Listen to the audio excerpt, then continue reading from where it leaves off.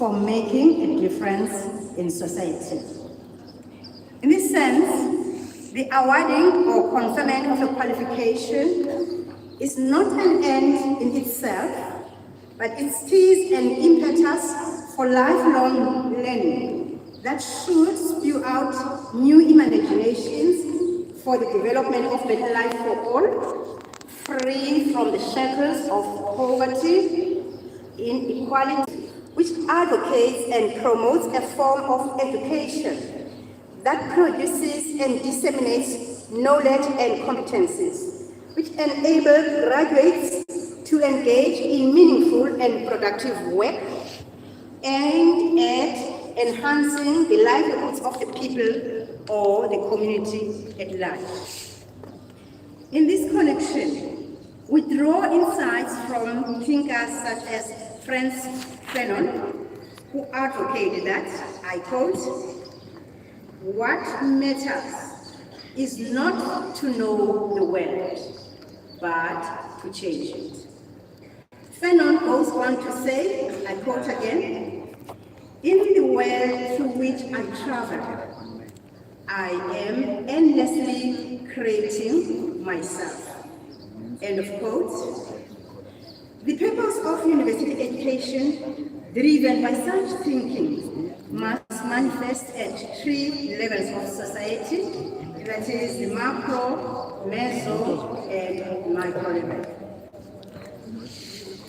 At the macro or wider societal level, one of the main implications to derive from Fanon's words of wisdom is that the number and quality of graduates that exit universities must constitute the building blocks and catalysts to be deployed for the development of a learning society. Like Khan have described a learning society as quote, "a model society in which the collective learning process is prevalent, equipped with competency to solve the problems inside by itself through consistent emergent evolution and learning." End of quote.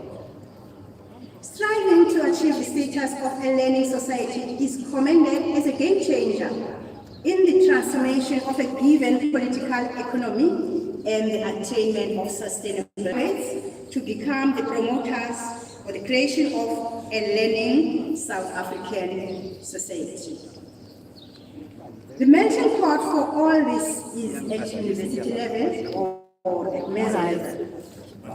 At UniZulu, we have embraced the responsibility to build a learning institution, one where continuous learning is used to transcend self-interest occupation with survival demands and setting the organization on to a higher order service-oriented growth.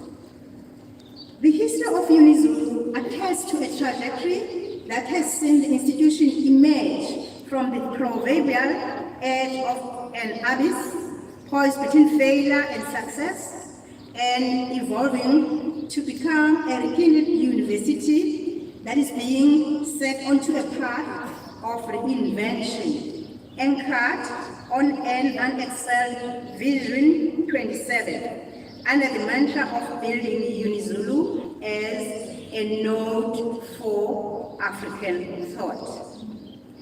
Launched in November 2022, we can appreciate the significance of the idea of African thought when we juxtapose it with Western thought or worldview. We can recall that in recent years, South African universities had to deal with the hashtag students campaigns, which called for a decolonized university curriculum, describing the current curricula as Western-oriented and alienating, and citing, among other things, the use of Western-based literature to support learning. The students' movement also resonated with a growing body of contemporary academic intellectual currents that have characterized the curriculum in African universities as one of the main mechanisms by which colonial power continues to be exercised in ways that sustain the oppressive world order, much like what Steve Biko observed, that, quoting, the most potent weapon of the oppressor is the mind of the oppressed. Close quotes. Put differently, by continuing to subject students to a curriculum aligned to the oppressor, the colonizer achieves compliance through mental control, or the way people think.